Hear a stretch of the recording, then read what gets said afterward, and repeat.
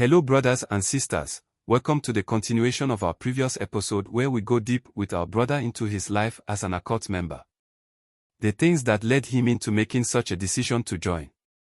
And what were the sacrifices he was made to do, which had haunted him for the rest of his life. If you are new here, this is Dangerous African Confessions HD, where we bring to you confession stories to help you make your own informed decisions about your walk with God and life in general.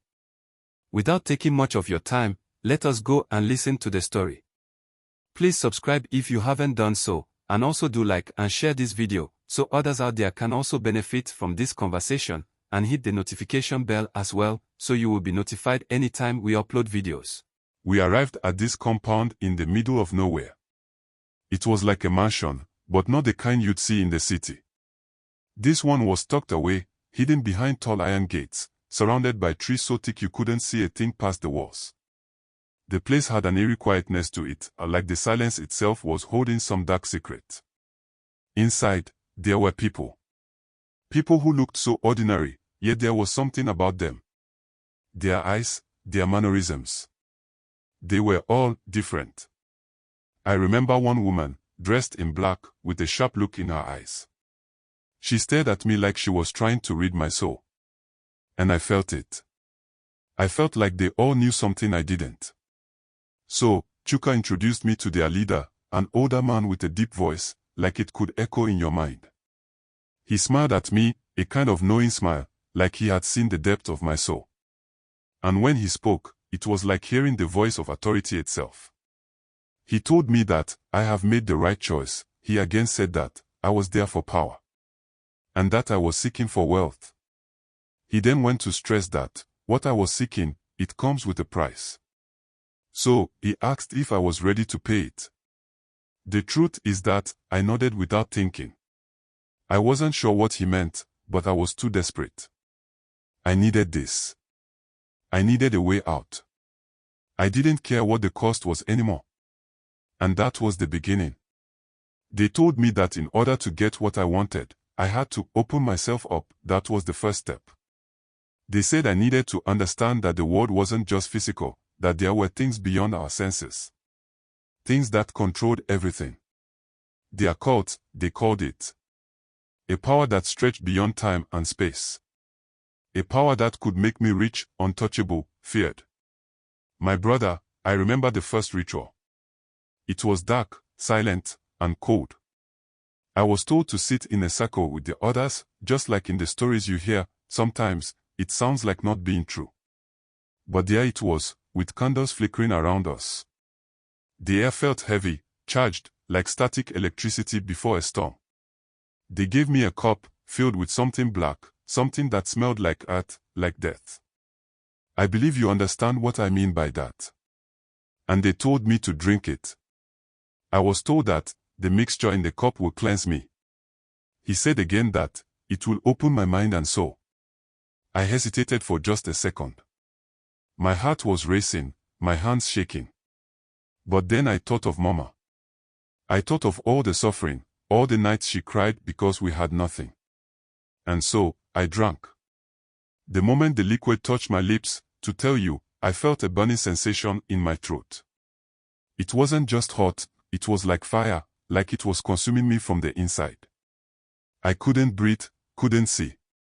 The room started spinning, and for a second, I thought I was going to die. But then, something shifted. It felt like I was waking up. My senses became sharper, clearer. My thoughts were faster. It was like everything around me was slowing down, and I was the only one moving in real time. I could feel the power rising inside me, and I wanted more. I wanted to take it all. After it, the leader told me that I have passed the test. And for that matter, he said I was ready for the next step. This I have told you was the first thing I did when I went to them. And after that, I started to become a regular. Every week, they would gather, and I would be there with them. Each ritual more intense than the last.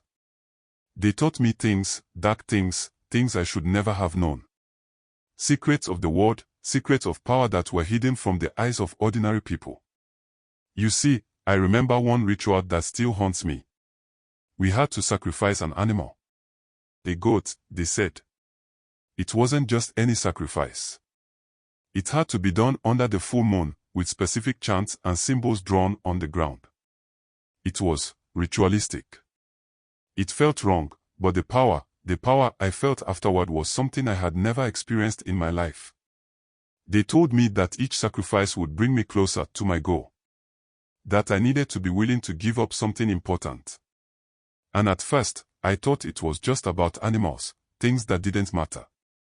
But later I realized that they weren't just talking about animals. As the weeks passed, my brother, I started to see changes in my life. The business deals Chuka introduced me to begin to pay off. Money started flowing in, deals started happening, and soon enough, I was living a life I had never dreamed of: luxury, fine clothes, nice cars, expensive restaurants. But you see, the cost, the price I was paying, I didn't see it at first. I was too blinded by the wealth and the power. I kept hearing the leader's voice in my mind: you must be willing to give more. There is no power without sacrifice.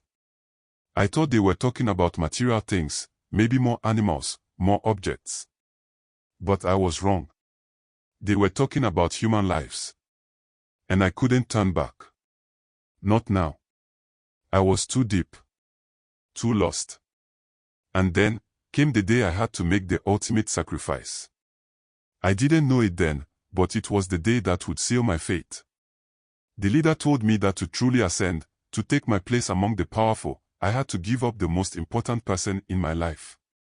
You have come far, he said. But to truly be free, you must give what you hold most dear. Only then will you be ready to claim your throne. At that moment, I didn't understand. I thought it was just another test. Another challenge. But the truth of what they meant, didn't hit me until much later. You see, they didn't just want money. They didn't just want power. No. What they wanted was for me to give them my mother. My brother, the day they asked me. I could feel something inside me crack. But the hunger for power, the desire to be free of this life, it was too much. And I thought, maybe this is the price. Maybe this is what it takes. I knew I was going to have to do something terrible, but I didn't know just how terrible it would be. They said the time had come. The leader told me that I was ready, that the power I sought would not come until I made the final sacrifice. The one that would bind me to the occult forever. At first, I didn't understand. I thought I could maybe cheat the system, that there was some other way. But I was wrong. I couldn't back out. Not anymore. I was asked to give what I loved the most. Only then will I truly become one of them. Only then will I claim my power. My throne. You see, the words didn't make sense at first, but the longer I stayed with them, the more I realized the truth. This was no longer about money or success. It was about power, about control. About a path I couldn't walk back from. I sat there in that dark room, the candlelight flickering around me, my hands trembling. I could hear the chants in the distance, the low murmurs of the others as they prepared for the ritual. But I couldn't stop my mind from racing. I thought about Mama. I thought about how she had always been there for me, always worked so hard, always prayed for me, always believed in me, even when I didn't believe in myself. But then, that was when the truth hit me like a wave. The sacrifice they were talking about wasn't just any sacrifice. It was her. My mother. The one person in this world who loved me unconditionally. The one person who had kept me alive through all the struggles, through all the poverty. They wanted her. I felt the weight of it in my chest. It felt like a boulder pressing down on me. And for the first time, I wanted to walk away. I wanted to run, to escape. I wanted to scream, to tell them no, to tell them that I wouldn't do it. But I couldn't. I couldn't do that. I had already come so far. The money was already flowing in. My business was booming. People respected me. Chuka, he was proud of me. Proud of what I was becoming. I remember he telling me that I was going to be something they'll never forget. And I wanted it. I wanted everything he promised me. So, I made my decision. I made it without fully understanding the cost. I told myself it wasn't real. I told myself that this was just a part of the game, that this was the only way to get the power I needed. The ritual took place that night. The full moon hung in the sky, a cold light that seemed to pierce through everything. I stood in the center of the circle, the leader and Chuka standing beside me, their eyes burning with anticipation. The others were around me, waiting. Everyone was waiting. To tell you, I didn't want to do it. I didn't want to hurt her. But I did it anyway. That night, I knew I had made a decision I couldn't take back. I had been told over and over that power, wealth, and influence would come, but I also knew what they had said about the price must be paid in blood. It wasn't the first time I heard that. But as I stood there in that darkened room, with the candles flickering and the chants swirling around me, I knew this time, it was different. I had told myself I'd be strong. I'd done the rituals before, performed the small sacrifices that made me feel like I was on the right path. But this was something else. They said it didn't matter where the sacrifice took place.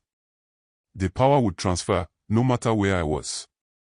The ritual itself would be performed here, in the heart of this place we were, the temple that had become my second home, my sanctuary. I had no idea then that it would change everything. I had no idea it would come for her. I stood in front of the altar, surrounded by the dark figures, their faces hidden in the shadows. The leader, the one who had taught me everything, stood behind me. His voice was calm, almost soothing as he spoke the words of the final incantation. It wasn't the first time I had heard these words, but this time, something felt off. Something was different. But I couldn't back out. My eyes closed as I began to chant the words, feeling the air around me thicken, like the room itself was breathing with me. The power, the energy, it was palpable. The room seemed to vibrate with it, as if everything in the universe had aligned in that one moment. And then, there it was. The sudden surge. The power flowed through me. I felt it coursing through my veins, as if I were becoming something else, something more. My body trembled, and my mind was buzzing, alive with everything I had wanted. And in that moment, I felt the connection. I could feel it reaching out to the place I had left behind. To her. My mother. I don't know why I didn't realize it then, but that's when it started. That's when the ritual took its toll. You see, I remember the next few minutes like they were frozen in time. The air felt charged, thick with the kind of power I had never imagined. I stood there, gripped by this new feeling of strength, of domination, as if I were untouchable. But then, everything went still. I opened my eyes, expecting to see a world of new possibilities. Instead, I saw nothing. The power I felt was like an electric shock, a jolt that ran through every nerve in my body, but something wasn't right. I felt a sharp pain in my chest, something piercing and heavy. It wasn't just in my body, it was as if something in the world around me had shifted, had broken. I had no idea at the time, but it was then that the ritual had begun to reach beyond the walls of that place. Back at home, something terrible was happening. I felt it, but I didn't know where it was coming from. My brother, I can say everything I have done to get to where I am. But this very portion, I will lead with you to let's jump. Because anytime I talk about it or even have it up here with me, the next step is to end it all. Let me just tell you that, I had a call later that my mother had collapsed. That is just how I ended the person that gave me life. The person that made sure nothing bad happened to me. And the very time I needed to protect her, I took her life instead. I don't know how long I stood there, staring at the wall, the words ringing in my ears. What had happened? How could this be? I was in shock. The ritual, the sacrifice had been made in that room, in the dark, with no physical harm done to anyone in the room. But somehow, it had reached her. My mother. When I got to the house, I couldn't even look at her. They had already taken her to the hospital. But the look on the neighbor's face told me everything I needed to know. my mother was dying. And she didn't even know why. She was paying the price for my choices, and she wasn't even part of it. It wasn't until later that night, as I sat in that cold hospital room, waiting for the doctors to tell me what had happened, that it hit me. The ritual, the one I had thought was only for me, it had reached out, like an extension of my own soul. I had sealed her fate the moment I performed that incantation. And the worst part, I had no idea how it happened. How the ritual had twisted itself around her, how my mother's life had been sacrificed without me even laying a hand on her. When the doctors finally came in, their faces were grave.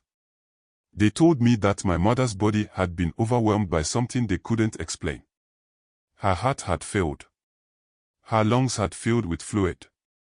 It was as if her body couldn't handle the shock, couldn't handle something unnatural. I knew. I knew it wasn't an accident. It was me. I had made the sacrifice. I had chosen the power, the wealth, and in doing so, I had condemned her. The ritual had claimed her life, even though she wasn't physically present. I had drawn her into it through the power of my own actions. And now, she was gone. In that moment, I realized that I had made the worst mistake of my life. I hadn't just ended her with my hands. I had done that with my greed.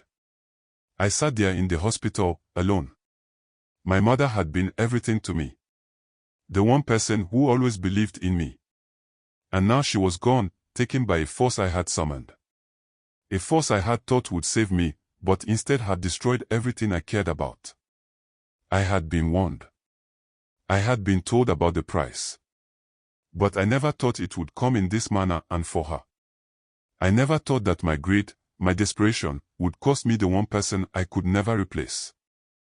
Now, with all the wealth, the power, the success in the world, I have nothing. Because I lost it all when I lost her.